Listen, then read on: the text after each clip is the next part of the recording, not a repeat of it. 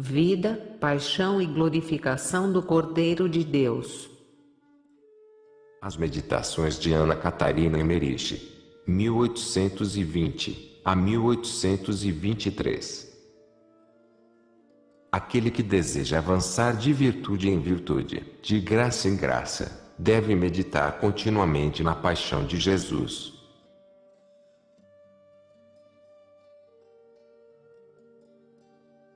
Não há prática mais proveitosa para a inteira santificação da alma do que a frequente meditação nos sofrimentos de Jesus Cristo.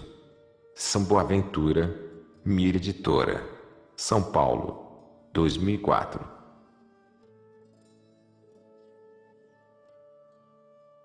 Capítulo 6. Jesus é açoitado, coroado de espinhos e condenado à morte.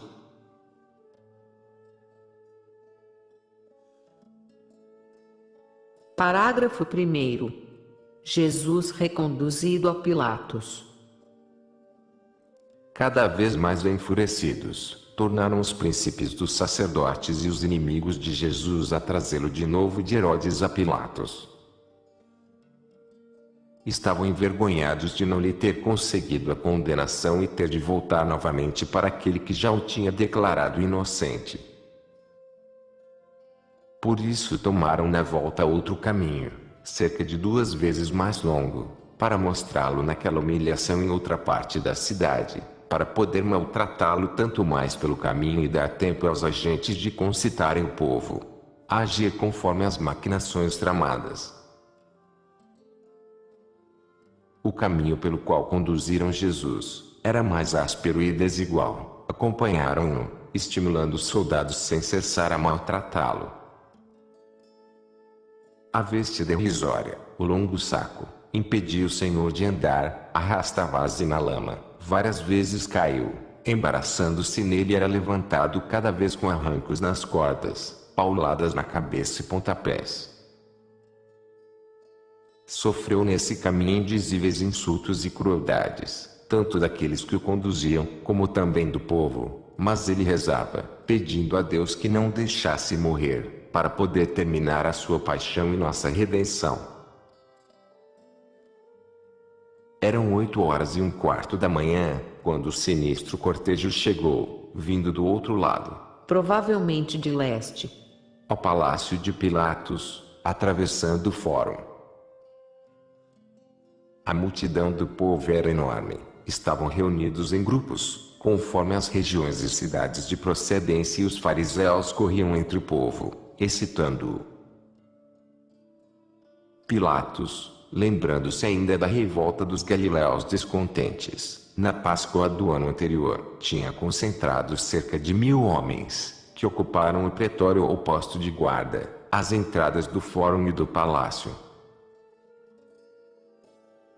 A Santíssima Virgem, sua irmã mais velha, Maria Eli, a filha desta, Maria Cleofé, Madalena e algumas outras mulheres piedosas. A vidente esqueceu de mencionar onde todas essas mulheres se tinham reunido, e se Maria, voltando do Monte das Oliveiras a Jerusalém, pela Porta das Ovelhas, se encontrou com o cortejo de Jesus.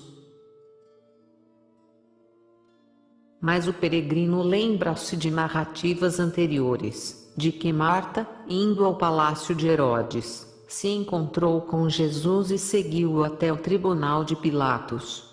Cerca de 20 assistiram aos acontecimentos que se seguiram, ficaram sob as arcadas, de onde podiam ouvir tudo, e aproximavam-se furtivamente de vez em quando. João estava a princípio também presente. Jesus, coberto com a veste derrisória, foi conduzido através da multidão, entre os escárnios do populacho, pois a escória e os mais perversos de entre o povo foram colocados na frente pelos fariseus, que lhes davam o exemplo, ultrajando Jesus. Um palaciano de Herodes já tinha chegado antes, com a mensagem para Pilatos, de que Herodes lhe ficava muito grato pela atenção, que, porém, no afamado sábio Galileu encontrara apenas um bobo e mudo, que o tinha tratado como tal e mandara reconduzi-lo novamente a Pilatos.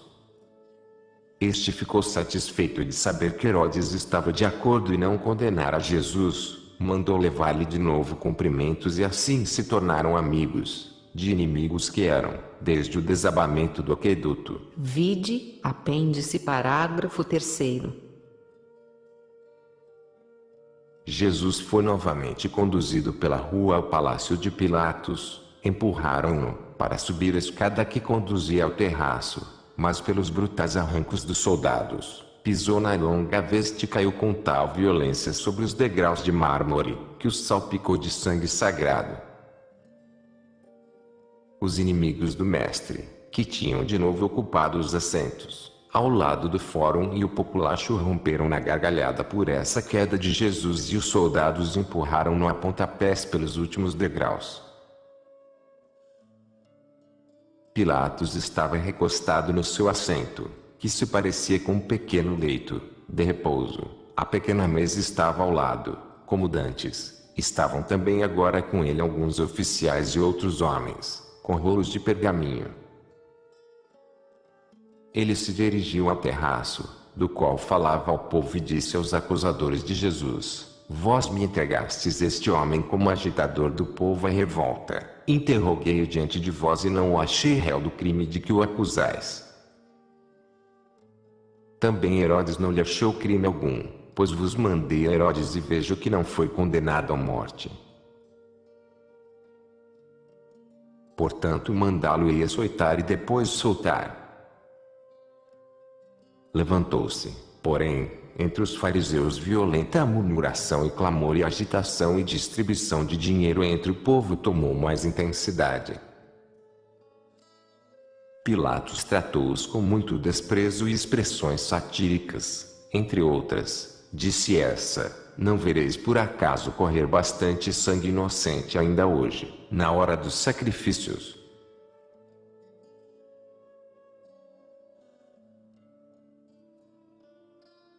Parágrafo 2º. Jesus é posposto a Barrabás. Ora, era nesse tempo que o povo vinha, antes da festa da Páscoa, pedir, segundo um antigo costume, a liberdade de um preso. Os fariseus tinham enviado, justamente por isso, alguns agentes ao bairro de Acra, a oeste do templo, para dar dinheiro ao povo, instigando-o que não pedisse a libertação, mas a crucificação de Jesus. Pilatos, porém, esperava que o povo pedisse a liberdade de Jesus e resolveu dar-lhes escolher entre Jesus e um terrível facínora, que já fora condenado à morte, para que quase não tivessem que escolher.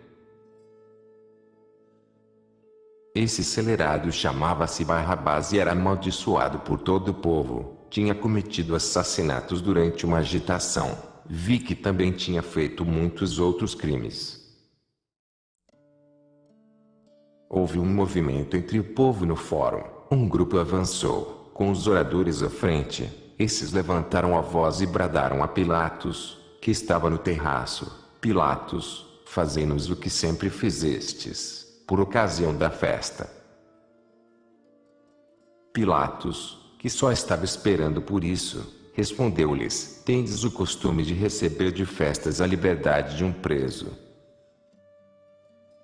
A quem quereis que solte, Barrabás ou Jesus, o rei dos judeus, que dizem ser o ungido do Senhor? Pilatos, todo indeciso, chamava o rei dos judeus. Já como romano orgulhoso, que os desprezava, portanto tem um rei tão miserável, que tivessem de escolher entre ele e um assassino, já com uma certa convicção de que Jesus pudesse ser de fato esse rei maravilhoso dos judeus, o Messias prometido, mas também esse pressentimento da verdade era em parte fingimento e mencionou esse título do Senhor porque bem sentia que a inveja era o motivo principal do ódio dos príncipes dos sacerdotes contra Jesus, a quem considerava inocente. Após a pergunta de Pilatos, houve uma curta hesitação e deliberação entre o povo e só poucas vozes gritaram precipitadamente: Barrabás. Pilatos, porém, foi chamado por um criado da mulher, Retirou-se um instante do terraço e o criado mostrou-lhe o penhor que ele dera de manhã na esposa e disse-lhe: Cláudia Prócula manda lembrar-vos vossa promessa.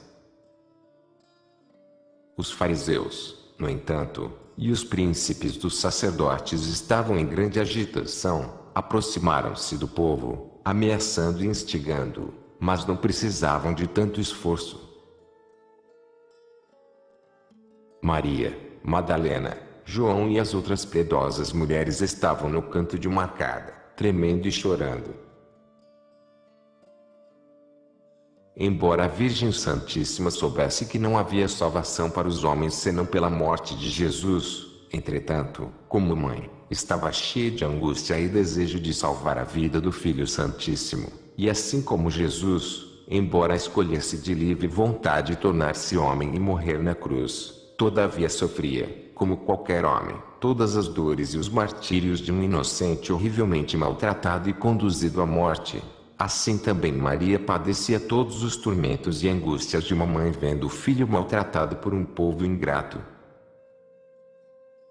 Ela e as companheiras tremiam, entregues, ora angústia, ora esperança. João afastava-se de vez em quando, a pouca distância, para ver se podia colher uma boa notícia. Maria implorava a Deus para que não se cometesse esse imenso crime. Rezava como Jesus no Monte das Oliveiras: se é possível, afaste este cálice. Assim esperava ainda a mãe no seu amor, pois enquanto as instigações e ameaças dos fariseus ao povo passavam de boca em boca, chegara também a ela o boato de que Pilatos queria soltar Jesus. Viam-se, não longe, grupos de gente de Cafarnaum, entre os quais muitos que Jesus curara e ensinara, fizeram como se não conhecessem e olhavam furtivamente para João e as infelizes mulheres, envoltas nos véus. Mas Maria pensava, como todos, que esses, pelo menos, rejeitariam Barrabás, para salvar o benfeitor e salvador. Mas tal não se deu. Pilatos, lembrando-se, à vista do penhor, da súplica da esposa, devolveu-lhe-o, como sinal de que cumpria a promessa. Voltou ao terraço e sentou-se ao lado da mesinha. Os sumos sacerdotes também tornaram a ocupar os respectivos assentos e Pilatos exclamou de novo: Qual dos dois quereis que eu solte?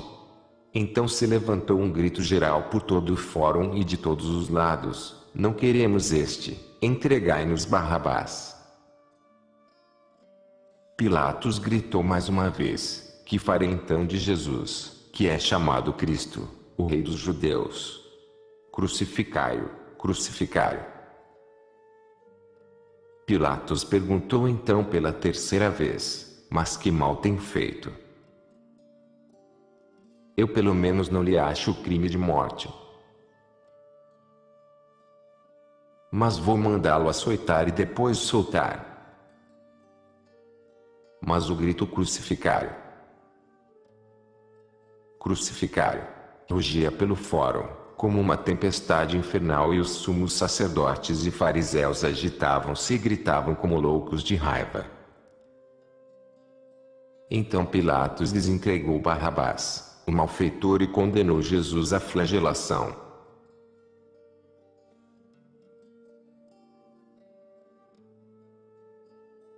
Parágrafo 3º. A flagelação de Jesus. Pilatos, juiz covarde e indeciso, pronunciara várias vezes a palavra: Não lhe acho crime algum, por isso vou mandá-lo açoitar e depois soltar. A gritaria dos judeus, porém, continuava: Crucificai-o, crucificai-o. Contudo, queria Pilatos tentar ainda fazer sua vontade e deu ordem de açoitar Jesus à maneira dos romanos. Então entraram os soldados e, batendo e empurrando a Jesus brutalmente, com os curtos bastões, conduziram nosso pobre Salvador, já tão maltratado e ultrajado, através da multidão tumultuosa e furiosa, para o fórum, até a coluna de flagelação, que ficava em frente de uma das arcadas do mercado, ao norte do palácio de Pilatos e não longe do posto da guarda. Os carrascos, jogando os açoites, varas e cordas no chão, ao pé da coluna, vieram ao encontro de Jesus. Eram 6 homens de cor parda, mais baixos do que Jesus, de cabelo crespo e eriçado, barba muito rala e curta, vestiam apenas um pano ao redor da cintura, sandálias rotas e uma peça de couro ou outra fazenda ordinária, que lhes cobria peito e costas como um escapulário, aberto dos lados, tinham os braços nus. Eram criminosos comuns, das regiões do Egito, que trabalhavam como escravos ou degradados na construção de canais e edifícios públicos, escolhiam-se os mais ignóbeis e perversos, para tais serviços de carrascos no pretório. Amarrados à mesma coluna, alguns pobres condenados tinham sido açoitados até a morte, por esses homens horríveis, cujo aspecto tinha algo de bruto e diabólico e pareciam meio embriagados. Bateram em Nosso Senhor com os punhos e com cordas, apesar de não lhes opor resistência alguma, arrastaram-no com brutalidade furiosa, até a coluna da flagelação. É uma coluna isolada, que não serve para sustentar o edifício. É de tamanho tal, que um homem alto, com o braço estendido, lhe pode tocar a extremidade superior, arredondado e munida de uma argola de ferro, na parte de trás, no meio da altura. Há também argolas ou ganchos. É impossível descrever a brutalidade bárbara com que esses cães danados maltrataram a Jesus, nesse curto caminho. Tiraram-lhe o manto derrisório de Herodes e quase jogaram nosso Salvador por terra. Jesus trepidava e tremia diante da coluna. Ele mesmo se apressou a despir a roupa, com as mãos inchadas e ensanguentadas pelas cordas, enquanto os carrascos o empurravam e puxavam. Orava de um modo comovente e volveu a cabeça por um momento para a Mãe Santíssima, que, dilacerada de dor, estava com as mulheres piedosas num canto das arcadas do mercado, não longe do lugar de flagelação, e disse, voltando-se para a coluna, porque obrigaram a despir-se também do pano que lhe cingia os rins, desvia os teus olhos de mim. Não sei se pronunciou essas palavras ou as disse só interiormente, mas percebi que Maria as entendeu, pois a vi nesse momento desviar o rosto e cair sem sentidos nos braços das santas mulheres veladas, que a rodeavam. Então abraçou Jesus a coluna e os algozes ataram-lhe as mãos levantadas à argola de cima, dando-lhe arrancos brutais e praguejando horrivelmente todo o tempo. Puxaram-lhe assim todo o corpo para cima, de modo que os pés, amarrados embaixo à coluna, quase não tocavam no chão. O Santo dos Santos estava cruelmente estendido sobre a coluna dos malfeitores. E ignominiosa nudez e indizível angústia, e 2 dos homens furiosos começaram, com crueldade sanguinária, a flagelar-lhe todo o santo corpo, da cabeça aos pés. Os primeiros açoites ou varas que usaram, pareciam ser de madeira branca e dura, talvez fossem também feixes de tendões secos de boi ou tiras duras de couro branco. Nosso Senhor e Salvador, o Filho de Deus, verdadeiro Deus e verdadeiro homem, contraia-se e torcia-se, como um verme, sob os açoites dos criminosos. Ouviam-se-lhe os gemidos e lamentos, doces e claros, como uma prece afetuosa no meio de dores dilacerantes, entre o sibilar e estalar dos açoites dos carrascos. De vez em quando ressoava a gritaria do povo e dos fariseus, como uma nuvem escura de tempestade, abafando essas queixas dolorosas e santas, cheias de bênçãos. As turbas gritavam, deve morrer. Crucificai-o. Pois Pilatos estava ainda a discutir com o povo. Quando queria fazer-se ouvir, no meio do tumulto da multidão, fazia soar primeiro um toque de trombeta, para impor silêncio.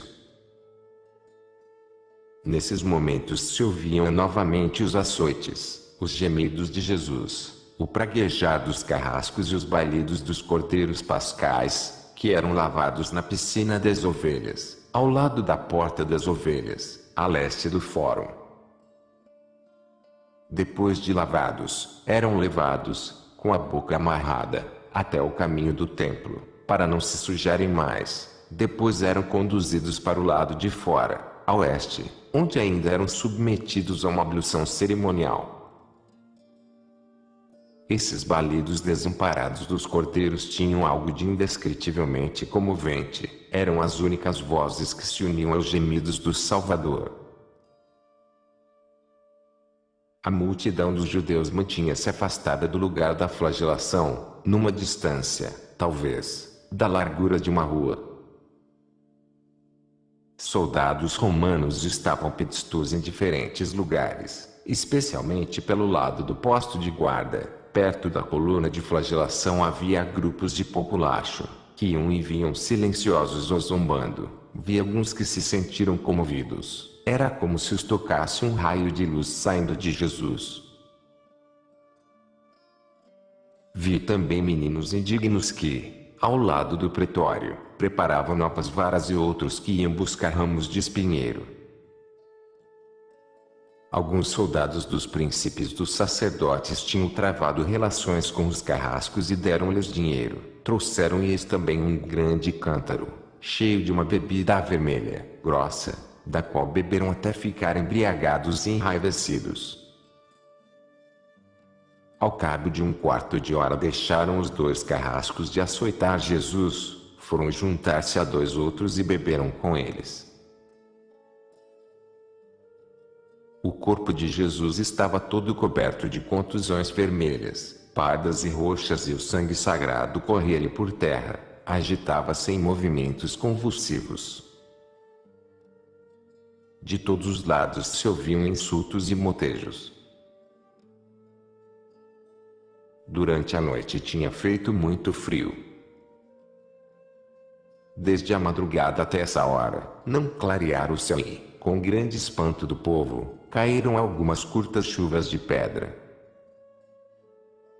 Pelo meio-dia clareou e apareceu o sol. O segundo par de carrascos caiu então com um novo furor sobre Jesus. Tinham outra espécie de açoites. Eram como varas de espinheiro, com nós e esporões. Os violentos golpes rasgaram todas as pisaduras do santo corpo de Jesus. O sangue regou o chão, em redor da coluna e salpicou os braços dos carrascos. Jesus gemia, rezava, torcia-se de dor. Passaram então pelo fórum muitos estrangeiros, montados em camelos. Olharam assustados e entristecidos, quando o povo lhes disse o que se estava passando. Eram viajantes, dos quais uns tinham recebido o batismo e outros ouviram o sermão da montanha. O tumulto e os gritos continuavam, no entanto, diante da casa de Pilatos. Os 2 seguintes carrascos bateram em Jesus com flagelos. Eram curtas correntes ou correias, fixas num cabo, cujas extremidades estavam munidas de ganchos de ferro, que arrancavam, a cada golpe, pedaços de pele e carne das costas. Oh! Quem pode descrever o aspecto horrível e doloroso deste suplício? Mas a crueldade dos carrascos ainda não estava satisfeita. Desligaram Jesus e amarraram-no de novo, mas com as costas viradas para a coluna. Como, porém, estivesse tão enfraquecido, que não podia manter-se em pé, passaram-lhe cordas finas sobre o peito e sobre os braços e debaixo dos joelhos, amarrando assim toda a coluna. Também lhe ataram as mãos atrás da coluna, a meia altura. Todo o corpo sagrado contraia-se-lhe dolorosamente, as chagas e o sangue cobriam-lhe a nudez. Como cães raivosos, caíram-lhe os carrascos em cima, com os açoites. Um tinha uma vara mais delgada na mão esquerda, com que lhe batia no rosto. O corpo de Nosso Senhor formava uma só chaga, não havia mais lugar são. Ele olhava para os carrascos, com os olhos cheios de sangue, que suplicavam misericórdia, mas redobravam os golpes furiosos e Jesus gemia, cada vez mais fracamente, ai. A horrível flagelação durara cerca de 3/4 de hora, quando um estrangeiro, homem do povo, parente do cego Ctesifon, curado por Jesus, se aproximou precipitadamente da coluna, pelo lado de trás e, com uma faca em forma de foice na mão, gritou indignado: Parai! Não flageleis este homem inocente até morrer. Os carrascos, meio embriagados, pararam espantados e o homem cortou rapidamente, como de um único golpe, as cordas de Jesus, que todas estavam seguras num prego de ferro, atrás da coluna. Depois o estrangeiro fugiu e perdeu-se na multidão. Jesus, porém, caiu desfalecido, ao pé da coluna, sobre a terra empapada de sangue. Os carrascos deixaram-no lá e foram beber, depois de chamar os auxiliares do carrasco, que estavam no posto de guarda, ocupados em trançar a coroa de espinhos. Jesus torcia-se ainda de dor, ao pé da coluna, as chagas a sangrar. Nesse momento vi passar perto algumas raparigas libertinas, com as vestes imprudentemente arregaçadas. Estavam de mãos dadas e pararam diante de Jesus, olhando com repugnância melindrosa. Com isso sentiu Jesus ainda mais as feridas e levantou para elas o rosto ensanguentado, com um olhar suplicante. Então se afastaram, continuando o caminho, e os carrascos e soldados dirigiram-lhes, entre gargalhadas, palavras indecentes. Vi várias vezes, durante a flagelação, aparecerem anjos tristes em redor de Jesus. Ouvi a oração que o Senhor dirigia ao Pai Eterno, no meio dos tormentos e insultos, oferecendo-se para expiação dos pecados dos homens. Mas nesse momento, quando jazia, banhado em sangue, ao pé da coluna, vi um anjo, que lhe restituía as forças, parecia dar-lhe um alimento luminoso. Então se aproximaram novamente os carrascos e, dando-lhe pontapés, mandaram-no levantar-se, dizendo que ainda não tinham acabado com o rei. Querendo ainda bater-lhe, arrastou-se Jesus pelo chão, para alcançar a faixa de pano e cobrir a nudez. Mas os perversos celerados empurravam-na com os pés para lá e para cá, rindo-se de ver Jesus em sangrenta nudez arrastar-se penosamente, como um verme esmagado, para alcançar o pano e cobrir o corpo dilacerado. Depois o impeliram, a pontapés e pauladas, a levantar-se sobre as pernas vacilantes. Não lhe deram tempo de vestir a túnica, mas lançaram-lhe-a sobre os ombros e Jesus enxugou nela o sangue do rosto, enquanto o conduziram apressadamente ao corpo da guarda, dando uma volta.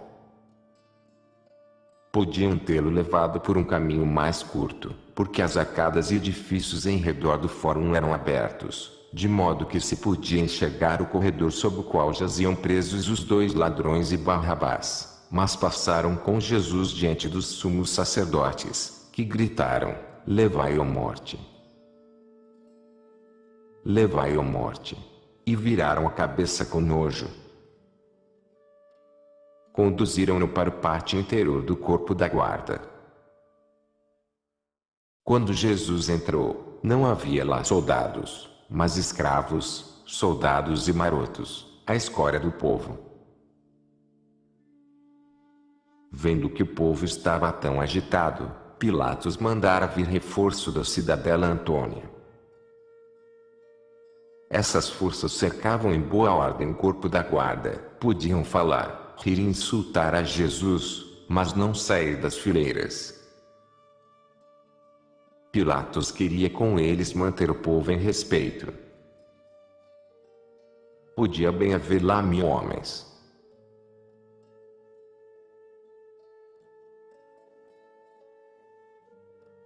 Parágrafo 4º.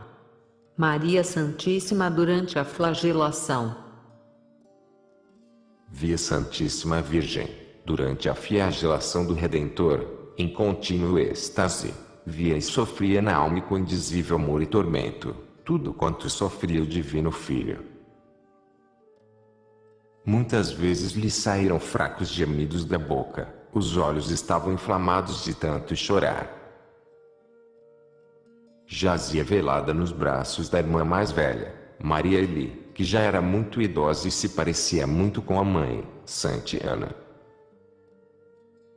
Maria, filha de Cleofás e de Maria Eli, estava também presente e segurava sempre o braço de sua mãe.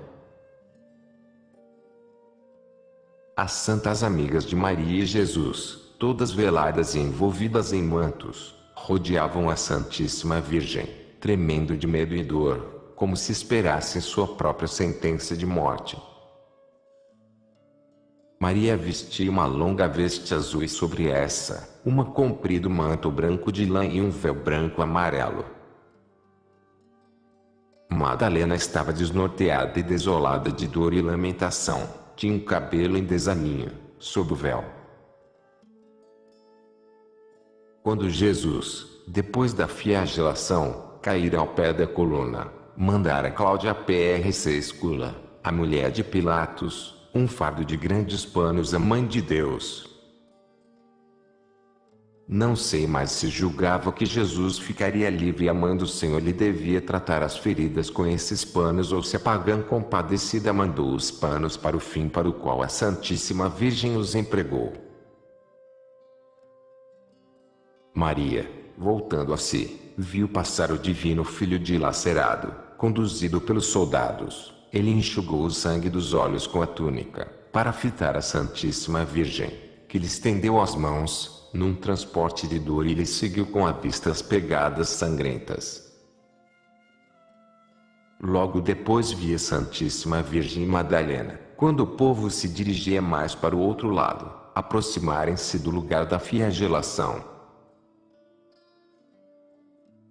Cercadas e ocultas pelas outras santas mulheres e os outra gente boa, que se aproximara, prostraram-se por terra, ao pé da coluna da flagelação e apanharam com os panos todo o sangue de Jesus, por toda a parte onde encontraram algum vestígio.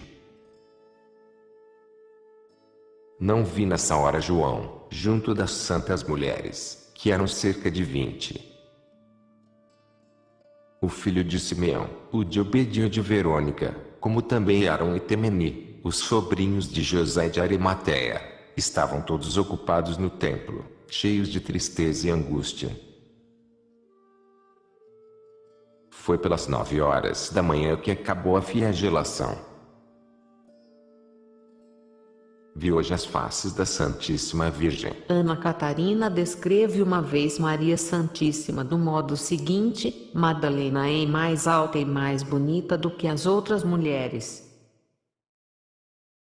Dina, a samaritana, é também bonita, mas muito mais ativa e ágil do que Madalena. É muito viva, amável e serviçal por toda a pane, como uma criada ligeira, prudente e carinhosa e também muito humilde. A Santíssima Virgem, porém, é sede todas as outras em maravilhosa beleza. Posto que no porte tem igual em beleza, e seja superada pela figura de Madalena, com suas maneiras estranhas, entretanto, Maria sempre se distingue entre as outras, pela indescritível modéstia, singeleza, simplicidade, mansidão, dignidade e calma. É tão pura e tão simples, que se tem a impressão de ver nela a imagem de Deus no homem. Não há caráter que se lhe pareça, senão o de seu filho. O rosto da Santíssima Virgem, porém, é sede e indizível encanto de todas as mulheres que a acompanham e das que jamais tenho visto. Impressiona pelo pôr digno e grave, contudo parece uma criança inocente e singela. É muito séria, silenciosa, muitas vezes triste, mas nunca se mostra desordenada na dor, apenas as lágrimas lhe correm brandamente pelo rosto calmo. Em outra ocasião, Ana Catarina diz: Maria era imensamente simples. Jesus não a distinguia diante dos outros homens, senão tratando-a sempre com muita dignidade. Ela também não procurava contato com os homens, com exceção de doentes e ignorantes, e apresentava-se sempre muito humilde, recolhida, muito calma e simples. Todos, até os inimigos de Jesus, a estimavam e contudo ela não procurava ninguém, permanecia silenciosa e sozinha. Pálidas e mortiças, o nariz delgado e comprido, os olhos quase cor de sangue, de tantas lágrimas que derramou, não é possível descrever a impressão que faz a figura de Maria, na sua simplicidade e graça natural. Já desde ontem e durante toda a noite, tem ela vagueado, cheia de angústia e amor, pelo vale de Josafá e pelas ruas de Jerusalém e através do povo, e contudo não se lhe vê nenhuma desordem nas vestes. Cada prega do vestido da Santíssima Virgem respira santidade. Tudo nela é simples e digno, puro e inocente. Os movimentos, ao olhar em redor de si, são nobres, e as pregas do véu, quando viram um pouco a cabeça, são de uma singular beleza e simplicidade. Nos movimentos não se lhe nota agitação, e mesmo na mais dilacerante dor, todo porte se lhe conserva simples e calmo. Tem um manto umedecido pelo orvalho da noite e por inúmeras lágrimas, mas em tudo mais está limpo e bem arrumado. É inefavelmente bela e de uma beleza toda sobrenatural, pois toda a sua beleza é também pureza, simplicidade, dignidade e santidade. Madalena, porém, tem um aspecto inteiramente diferente.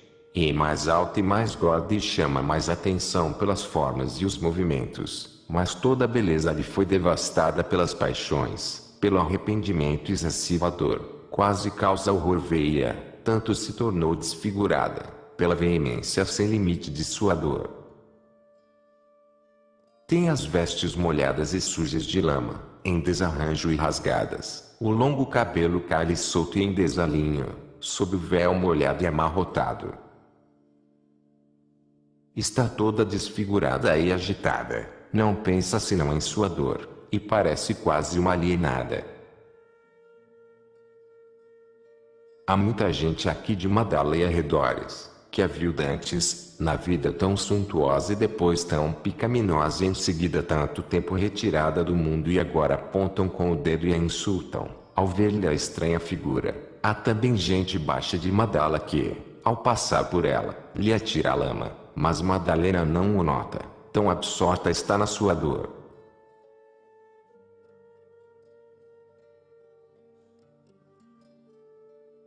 Parágrafo 5º. Jesus é coroado de espinhos e escarnecido pelos soldados. Durante a flagelação falou Pilatos ainda várias vezes ao povo, que uma vez até gritou: ele deve morrer, ainda que todos nós também pereçamos. Quando Jesus foi conduzido ao corpo da guarda, para ser coroado de espinhos, ainda gritaram: morra! Morra! Pois chegavam cada vez novas turbas de judeus, que pelos emissários dos sumos sacerdotes eram incitados a gritar assim. Houve depois uma curta pausa. Pilatos deu ordens aos soldados.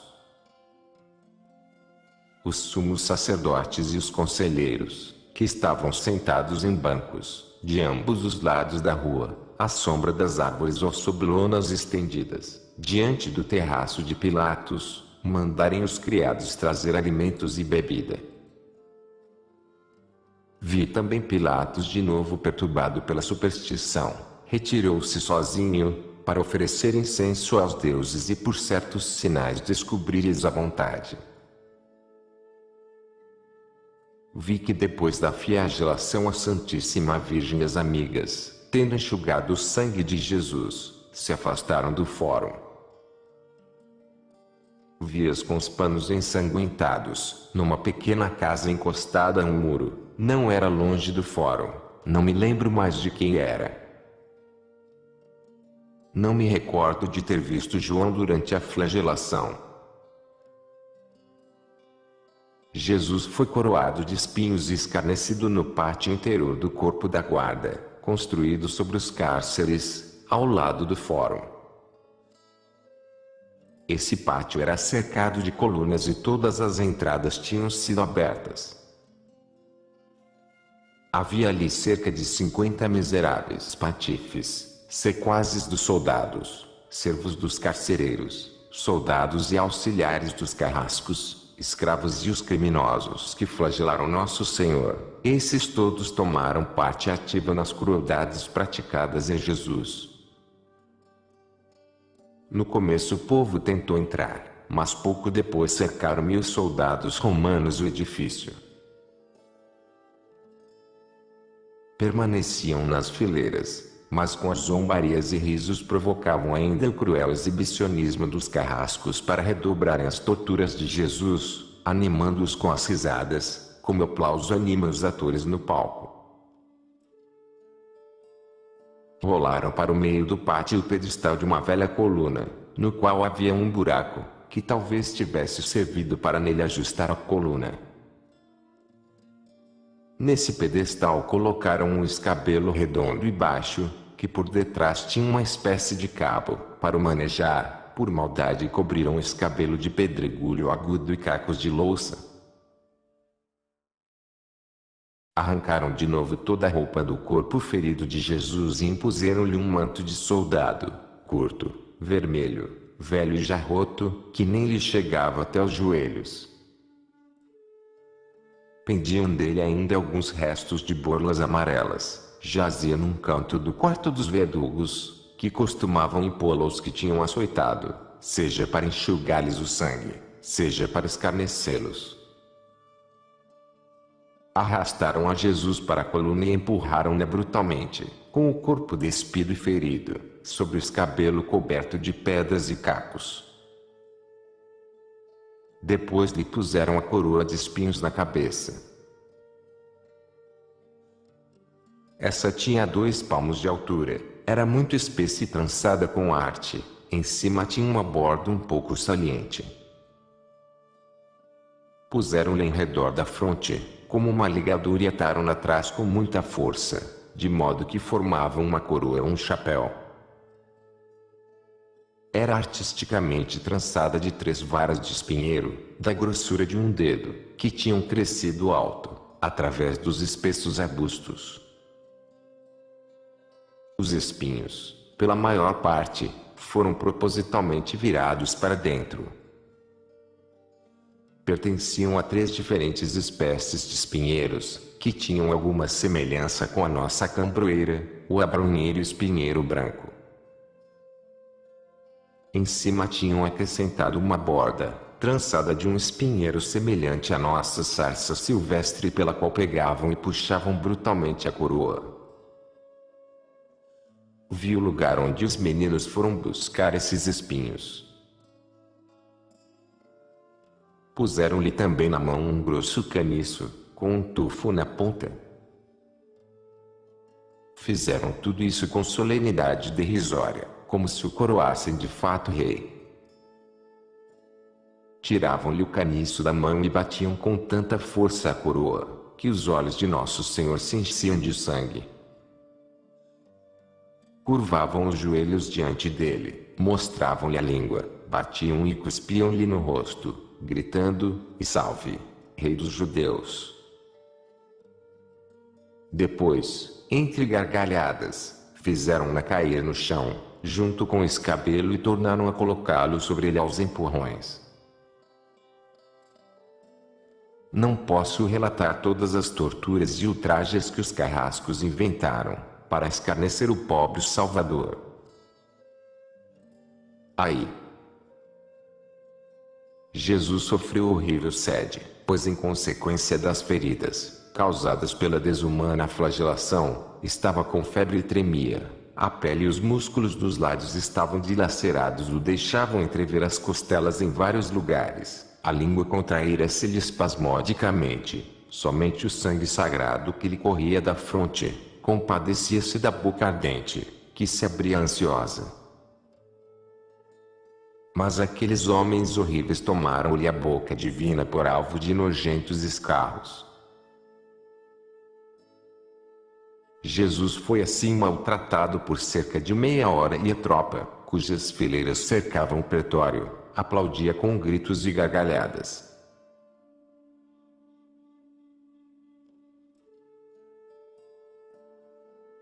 Parágrafo 6º. Etiomo. Reconduziram então Jesus ao palácio de Pilatos, a coroa de espinhos sobre a cabeça, o caniço nas mãos amarradas, coberto do manto vermelho. Jesus estava desfigurado, pelo sangue que lhe enchia os olhos e lhe escorria na boca e sobre a barba. O corpo, coberto de pisaduras e feridas, parecia-se-lhe com um pano ensopado de sangue. Andava curvado e cambaleando. O manto era tão curto, que Jesus precisava curvar-se, para cobrir a nudez, porque lhe tinham arrancado toda a roupa, no ato da coroação de espinhos. Quando o pobre Jesus chegou ao primeiro degrau da escada, diante de Pilatos, até esse homem cruel estremeceu de horror e compaixão. Apoiou-se a um dos oficiais e, como o povo e os sacerdotes ainda gritassem e insultassem, exclamou: se o demônio dos judeus é tão cruel, então não deve ser bom morar com ele no inferno. Quando Jesus foi puxado penosamente, escada acima e conduzido ao fundo, Pilatos saiu para a sacada. Foi dado um toque de trombeta, para chamar a atenção do povo, a que Pilatos queria falar.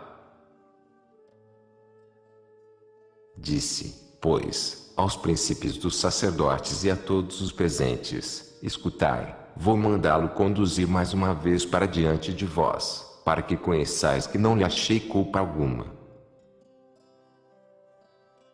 Jesus foi então conduzido pelos soldados à sacada, ao lado de Pilatos, de modo que todo o povo reunido no fórum podia vê-lo. Era um aspecto terrível, pungente, que primeiro causou no povo horror e penoso silêncio. O Filho de Deus ensanguentado dirigiu os olhos cheios de sangue, sob a coroa de espinhos, para o povo e Pilatos, que, ao lado, indicando-o com a mão, gritou aos judeus: eis aqui o homem. Enquanto Jesus, com o corpo dilacerado, coberto do manto vermelho derrisório, abaixando a cabeça traspassada de espinhos e inundada de sangue, segurando nas mãos atadas o cetro de caniço, curvado para cobrir a nudez com as mãos, aniquilado pela dor e tristeza, mas ainda respirando infinito amor e mansidão, estava diante do palácio de Pilatos, como um espectro sangrento, exposto aos gritos furiosos dos sacerdotes e do povo. Passaram pelo fórum grupos de forasteiros, homens e mulheres, com as vestes arregaçadas, em direção à piscina das ovelhas, para ajudar a lavar os cordeiros da Páscoa, cujos balidos tristes se misturavam com os clamores sanguinários da multidão, como para dar testemunho em favor da verdade, que se calava.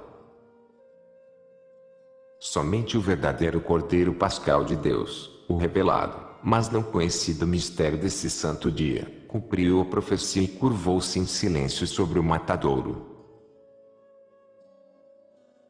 Os sumos sacerdotes e os membros do tribunal ficaram cheios de raiva pelo aspecto de Jesus, espelho horrível de sua consciência, e gritaram: morra! Crucificai-o! Pilatos, porém, exclamou: ainda não vos basta? Ele foi tão maltratado, que não terá mais desejo de ser rei. Eles, porém, se tornaram ainda mais furiosos. gritando como dementes, e todo o povo repetia: deve morrer. Crucificai-o. Então mandou Pilatos dar outro toque de trombeta e disse: pois tomai-o e crucificai-o vós, porque não lhe acho culpa. Responderam-lhe alguns dos príncipes dos sacerdotes: temos uma lei, e segundo essa lei ele deve morrer, porque declarou ser o Filho de Deus. Pilatos replicou: pois se tendes tais leis, segundo as quais este homem deve morrer, eu não queria ser judeu. Mas o dito dos judeus, ele se declarou Filho de Deus, inquietou Pilatos e suscitou-lhe de novo pavor supersticioso. Mandou, pois, conduzir Jesus a um lugar separado, onde lhe perguntou: de onde és? Jesus, porém, não lhe respondeu. Disse-lhe então Pilatos: não me respondes? Porventura não sabes que tenho poder de crucificar-te ou de soltar-te? E Jesus respondeu: não terias poder sobre mim, se não te fosse dado do céu. Por isso comete pecado mais grave aquele que me entregou em tuas mãos. Cláudia Prócula, que estava muito angustiada pela hesitação do marido, mandou novamente um mensageiro a Pilatos mostrar-lhe o penhor e lembrar-lhe a promessa. Ele, porém, lhe mandou uma resposta muito confusa e supersticiosa, da qual me lembro apenas que se referia aos deuses. Quando os príncipes dos sacerdotes e os fariseus tiveram conhecimento da intervenção da mulher de Pilatos em favor de Jesus, mandaram espalhar entre o povo: os partidários de Jesus subornaram a mulher de Pilatos: se ele ficar livre, unir-se aos romanos e nós todos pereceremos. Pilatos, na sua indecisão, estava como embriagado, a razão vacilava-lhe de um lado para outro. Disse uma vez aos inimigos de Jesus que não lhe achava culpa. Mas vendo que esses, com mais vigor ainda, exigiram a morte de Jesus, e inquietado pelos seus próprios pensamentos confusos, como pelos sonhos da mulher e as palavras significativas de Jesus, queria ouvir mais uma resposta do Senhor, que o pudesse tirar dessa situação penosa. Voltou, portanto, à sala do tribunal, onde estava Jesus, e ficou a sós com ele. Com um olhar perscrutador e quase medroso, fitou o Salvador desfigurado e ensanguentado, para quem não se podia olhar sem horror, e pensou consigo: será possível que seja um Deus? E de repente se lhe dirigiu com energia, conjurando-o a dizer-lhe ser um Deus e não um homem. Será rei? Até onde se lhe estendia o reino? De que espécie era a sua divindade? Se lhe dissesse: dá-lhe a liberdade. O que Jesus respondeu: posso dizer, e é só pelo sentido, não com as mesmas palavras. O Senhor falou-lhe com terrível severidade. Fez-lhe ver em que sentido era rei e qual o seu reino. Mostrou-lhe o que era a verdade, pois disse-lhe a verdade. Nosso Senhor revelou-lhe, com toda a franqueza, os abomináveis crimes que Pilatos ocultava na consciência. Predisse-lhe o futuro, a miséria no exílio, o fim horroroso que ele um dia viria a julgar-o com toda a justiça. Pilatos, meio assustado, meio irritado pelas palavras de Jesus, saiu para a sacada e exclamou mais uma vez que queria soltar Jesus. Então gritaram: se o soltares, não és amigo de César, pois quem se declara rei é inimigo de César. Outros gritaram que o acusariam perante o imperador por perturbar-lhes a festa, que devia terminar a causa, porque eram obrigados, sob graves penas, a estar no templo às 10 horas. O grito: morra! Crucificai-o! Levantou-se novamente de todos os lados. Subiram até sobre os tetos planos das casas em redor do fórum e gritavam dali. Então viu Pilatos que contra essa fúria não conseguiria nada. Os gritos e o tumulto tinham algo de terrível e toda a multidão diante do palácio estava em tal estado de agitação, que era para recear uma rebelião. Pilatos mandou trazer água. O criado derramou-lhe água da bacia sobre as mãos. À vista de todo o povo, Pilatos gritou do pretório à multidão: Sou inocente do sangue deste justo. Vós tendes que responder pela sua morte. Então se levantou um grito horrível, unânime, do povo reunido, no meio do qual havia gente de todos os lugares da Palestina: Que o seu sangue caia sobre nós e nossos filhos.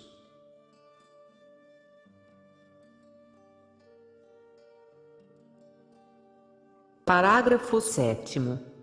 Reflexão sobre estas visões. Todas as vezes que, nas meditações da dolorosa paixão de Jesus Cristo, ouço esse grito espantoso dos judeus: Que o seu sangue caia sobre nós e nossos filhos. O efeito dessa solene maldição me é revelado e tornado sensível, em quadros maravilhosos e terríveis. Vejo acima do povo, que grita, um céu escuro, coberto de nuvens cor de sangue, das quais saem flagelos e espadas de fogo. Vejo como se os raios dessa maldição atravessassem todos até os ossos e neles também os filhos. Vejo o povo como envolvido em trevas e o grito sair-lhes das bocas como um fogo tenebroso e maligno, unir-se por cima das cabeças e cair de novo sobre eles, entrando mais profundo em alguns, pairando sobre outros. Esses últimos eram aqueles que depois da morte de Jesus se converteram. O número destes não era, porém, pequeno, pois vejo Jesus e Maria, durante todos esses terríveis sofrimentos, rezarem sempre pela salvação dos carrascos, e todos esses horríveis tormentos não lhes causaram nenhum ressentimento.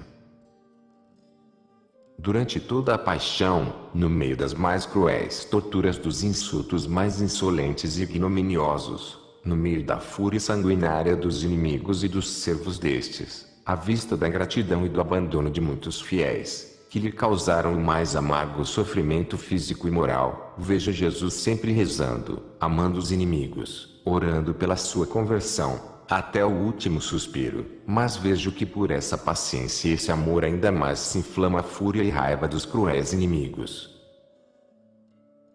Enfurecem-se porque toda a sua brutalidade e crueldade não conseguem arrancar-lhe da boca uma palavra de protesto ou de queixa, que possa desculpar-lhes a maldade.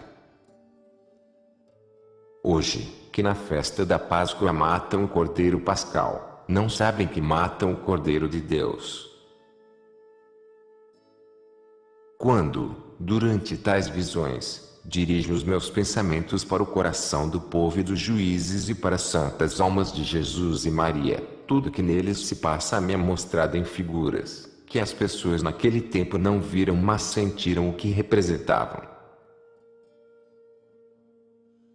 Vejo então inúmeras figuras diabólicas, cada uma diferente, conforme o vício que representa, em terrível ação entre a multidão. Vejo-as correr, instigar a raiva, causar confusão dos espíritos, entrar na boca das pessoas. Vejo-as sair da multidão, reunir-se em grande número e atiçar a raiva do povo contra Jesus. Mas à vista do amor e da paciência do Mestre tremem e desaparecem de novo entre o povo.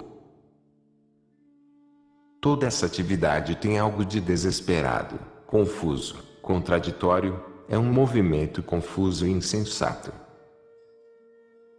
Acima e em redor de Jesus e Maria e do pequeno número de santos vejo também se moverem muitos anjos, cujas figuras e vestimentas variam, conforme as respectivas funções e ação, representam consolação, oração, unção, conforto por comida e bebida e outras obras do misericórdia. De modo semelhante vejo frequentemente vozes consoladoras ou ameaçadoras saírem, como palavras de diferentes cores e luzes, da boca de tais aparições, e se são mensagens, vejo-lhes nas mãos, em forma de tiras escritas. Outras vezes, quando preciso ser instruída a esse respeito, vejo os movimentos da alma e as paixões dos corações, o sofrimento e o amor, enfim, tudo que é sentimento, vejo-os passar através do peito e de todo o corpo dos homens, em movimentos de diferentes cores, em variações de luz e sombra, de diversas formas, direções e mudanças de forma e cor, de lentidão e rapidez. Assim compreendo tudo, mas é impossível exprimir-o em palavras. Pois é um número infinito de coisas e ao mesmo tempo me sinto tão abatida pela dor e tristeza por meus pecados e os de todo o mundo e tão dilacerada pela dolorosa paixão de Jesus, que até não compreendo como ainda possa juntar o pouco que estou contando. Muitas coisas, especialmente aparições e ações de demônios e anjos, contadas por outras pessoas, que tiveram visões da paixão de Nosso Senhor, são fragmentos de tais intuições de movimentos interiores, invisíveis no momento em que se realizaram outrora, as quais variam, segundo o estado da alma das pessoas videntes e são entremeadas nas narrações. Por isso há tantas contradições, porque esquecem algumas coisas, saltam outras e só uma parte é que contam. Tudo que há de mal no mundo contribuiu para atormentar Jesus. Tudo que é amor, nele sofreu. Como Cordeiro de Deus, tomou sobre si os pecados do mundo, que infinidade de coisas, tanto abomináveis como também santas, se podem ver e contar. Se, portanto, as visões e contemplações de muitas pessoas piedosas não concordam em tudo, é porque não tiveram o mesmo grau de graça para ver, contar e fazer-se compreender.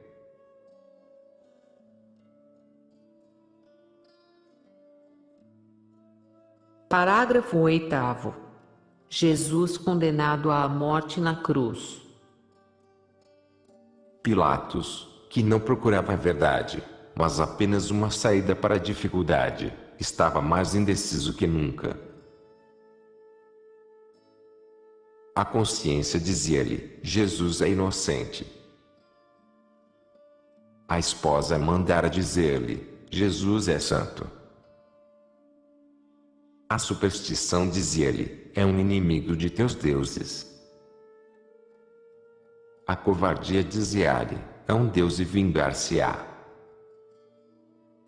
Interroga mais uma vez a Jesus, em tom inquieto e solene. Jesus lhe fala dos seus mais ocultos crimes, prediz-lhe um futuro e uma morte miseráveis e que um dia virá, sentado sobre as nuvens do céu, pronunciar sobre ele um juízo justo, o que deita na falsa balança da justiça de Pilatos um novo peso contra a intenção de soltar Jesus.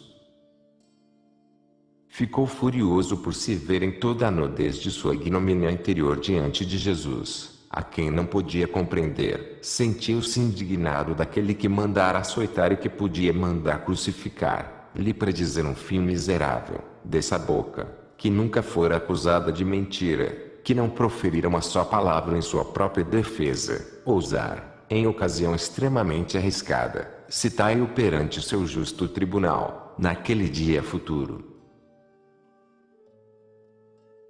Tudo isso lhe ofendeu profundamente o orgulho, mas como não havia sentimento dominante nesse homem miserável e indeciso, ficou cheio de medo diante da ameaça do Senhor e fez a última tentativa de libertar Jesus.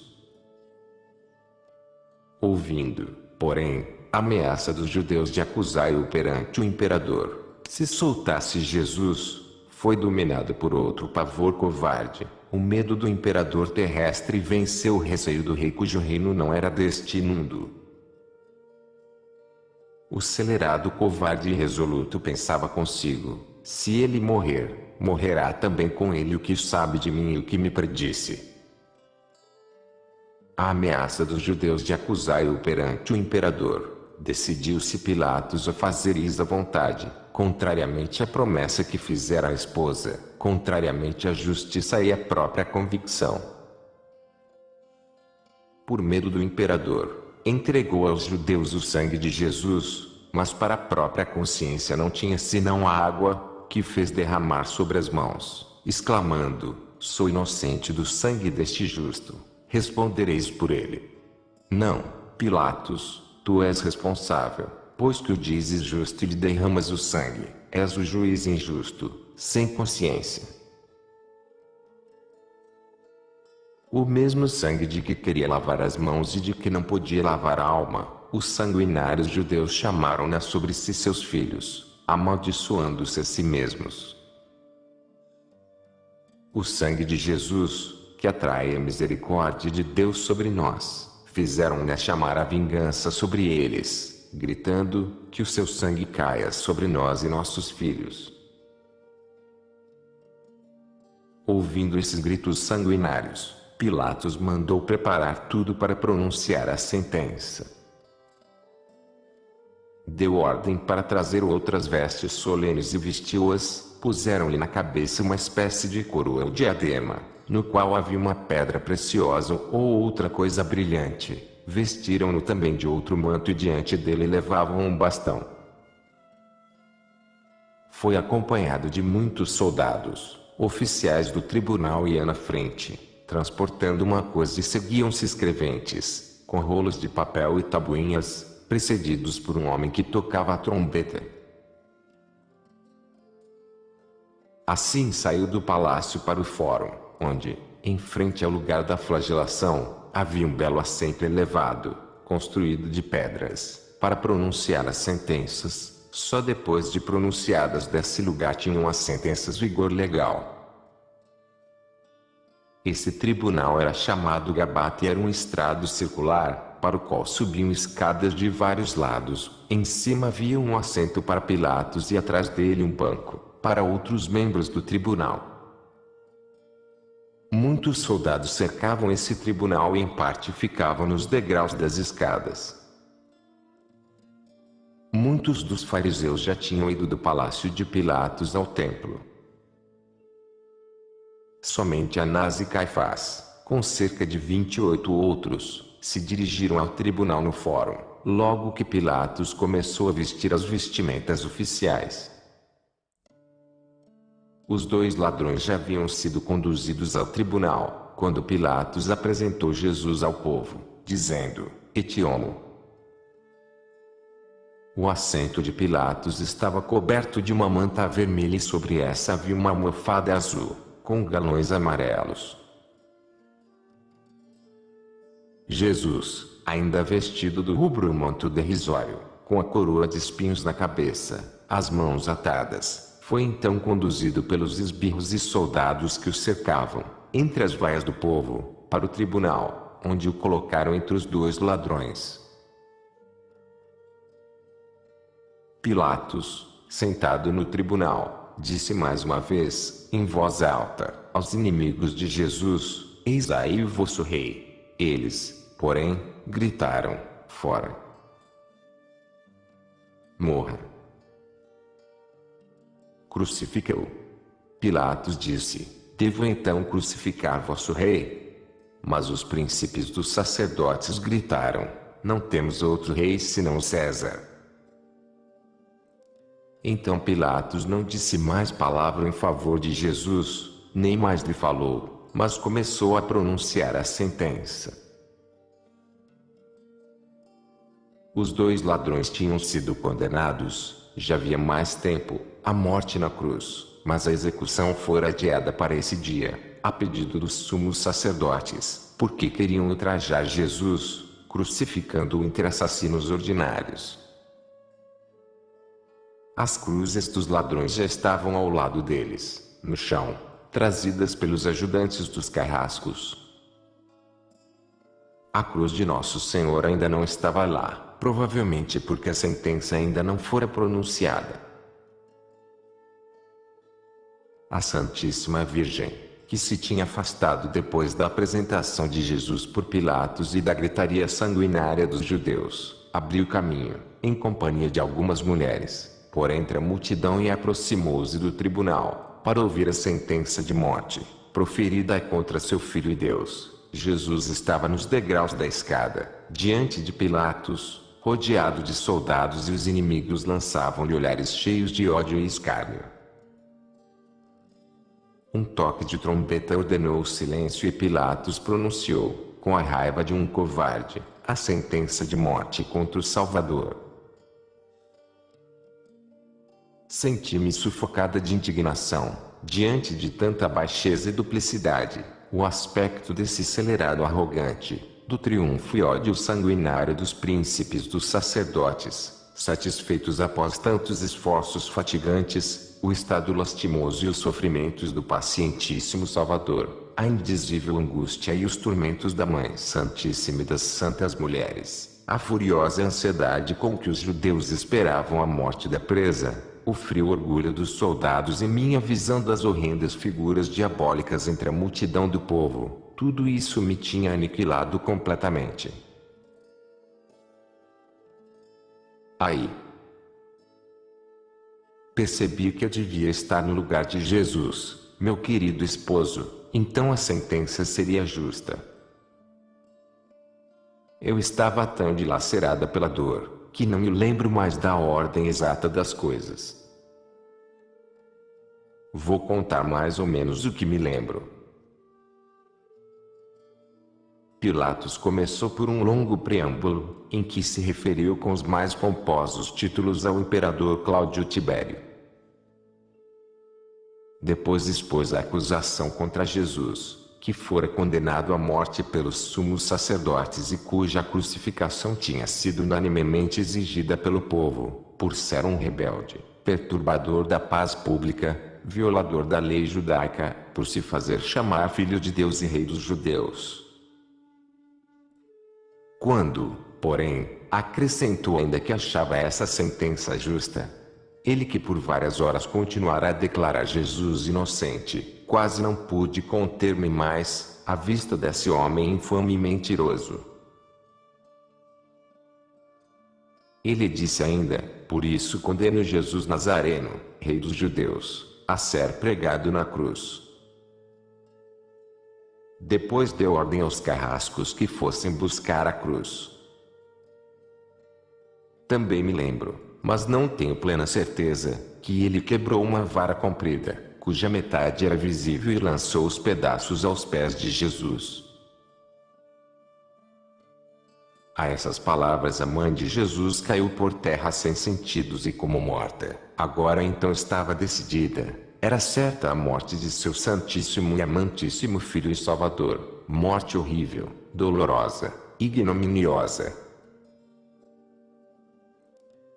As companheiras de João levaram-na para fora da multidão, para que aqueles homens cegos de coração não pecassem, insultando a dolorosa mãe do Salvador. Mas Maria não podia deixar de seguir o caminho da paixão de Jesus. As companheiras viram-se obrigadas a levá-la outra vez de lugar em lugar, pois o culto misterioso de unir-se-lhe nos sofrimentos impelia a Santíssima Mãe a oferecer o sacrifício de suas lágrimas em todos os lugares onde o Redentor, seu Filho, sofrerá pelos pecados dos homens, seus irmãos. E assim a Mãe do Senhor consagrou com as lágrimas todos esses santos lugares e tomou posse deles para a futura veneração pela Igreja, Mãe de todos nós, como Jacó erigiu uma pedra e, ungindo-a com óleo, consagrou em memória da promissão que ali recebera. A sentença foi escrita, mesmo no tribunal, por Pilatos e copiada mais de 3 vezes, por aqueles que lhe estavam atrás. Enviaram vários mensageiros, porque alguns dos documentos precisavam ser assinados por outras pessoas. Não me lembro se esses documentos faziam parte da sentença ou se eram outras ordens. Contudo, foram também alguns desses documentos levados a lugares distantes. Havia, porém, ainda outra sentença, escrita por Pilatos mesmo, e que lhe provava claramente a duplicidade, pois tinha teor totalmente diferente da sentença que pronunciara. Vi como a escreveu contra a vontade, com o espírito atormentado e um ajoelhado a dirigir-lhe a mão. Esse documento, de cujo conteúdo tenho apenas uma lembrança vaga, dizia mais ou menos o seguinte: compelido pelos sumos sacerdotes e o sinédrio e ameaçado por uma iminente insurreição do povo, que acusavam Jesus de Nazaré de agitação contra a autoridade, de blasfêmia e de desprezo da lei judaica, exigindo-lhe a morte, entreguei-lhes o mesmo Jesus, para ser crucificado, não tanto movido pelas acusações, que em verdade não achei fundadas, mas para não ser acusado perante o imperador, de favorecer a insurreição e negar justiça aos judeus. Entreguei-o porque exigiram com violência a morte, como transgressor da lei, e com ele 2 ladrões, já antes condenados, cuja execução fora adiada por maquinações dos judeus, porque queriam que fossem executados junto com Jesus. Nesse documento, pois, escreveu o malvado um relatório totalmente diferente. Depois escreveu ainda a inscrição da cruz em 3 linhas, com verniz, sobre uma tabuinha de cor escura. O documento em que Pilatos desculpava a sentença, foi copiado várias vezes e enviado a diversos lugares. Os sumos sacerdotes discutiram ainda com Pilatos no tribunal, não estavam contentes com a sentença, queixando-se sobretudo porque tinha escrito que eles haviam exigido o adiamento da execução dos ladrões, para que fossem executados com Jesus. Contestaram também o título de Jesus, queriam que escrevesse que se declarou rei dos judeus e não simplesmente rei dos judeus. Mas Pilatos perdeu a paciência, tratou-os com arrogância, gritando furioso: "O que escrevi, fica escrito." Ainda insistiram, dizendo que a cruz de Jesus não devia ficar mais alta que as dos ladrões. Era preciso, porém, fazê-la mais alta, porque, por um erro dos operários, ficara mais curta e parte acima da cabeça, não cabendo o título escrito por Pilatos. Esse protesto contra o alongamento da cruz era apenas um subterfúgio, para evitar a inscrição, que lhes parecia injuriosa. Mas Pilatos não cedeu e assim foram obrigados a alongar a cruz, adaptando-lhe uma peça de madeira, a qual se pudesse fixar o título. Assim concorreram várias circunstâncias para dar à cruz aquela forma significativa, que sempre lhe tenho visto, isto é, com os braços um pouco elevados, como os galhos de uma árvore, os quais, ao sair do tronco, se estendem para cima. Tinha a forma da letra Y, com a linha do centro alongada por entre os braços. Os 2 braços eram mais finos do que o tronco e estavam embutidos nesse, sendo os encaixes reforçados de ambos os lados, por uma cunha fincada por baixo. Como, porém, o tronco acima da cabeça, por um erro, tivesse saído curto demais para se fixar bem visível a inscrição de Pilatos, foi preciso ajustar mais uma peça ao tronco. No lugar dos pés pregaram um pedaço de madeira, para os sustentar. Enquanto Pilatos pronunciava a sentença injusta, vi Cláudia Prócula, sua mulher, remeter-lhe o penhor e separar-se dele. Na mesma noite fugiu ocultamente do palácio e foi para junto dos amigos de Jesus, que a levaram a um esconderijo, num subterrâneo da casa de Lázaro, em Jerusalém. Vi também um amigo de Jesus gravar, numa pedra esverdeada atrás do tribunal do Gábata, 2 linhas, que diziam respeito à sentença injusta de Pilatos e à separação da mulher do procurador. Ainda me lembro das palavras Judex injustus e do nome Cláudia Prócula.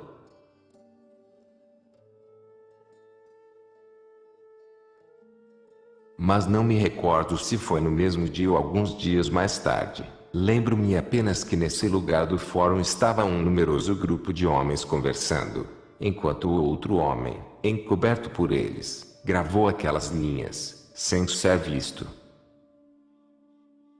Vi que aquela pedra ainda está, desconhecida embora, em Jerusalém, nos alicerces de uma casa ou de uma igreja, situada onde antigamente era o Gábata. Cláudia Prócula tornou-se cristã e depois de se ter encontrado com São Paulo, tornou-se amiga dedicada.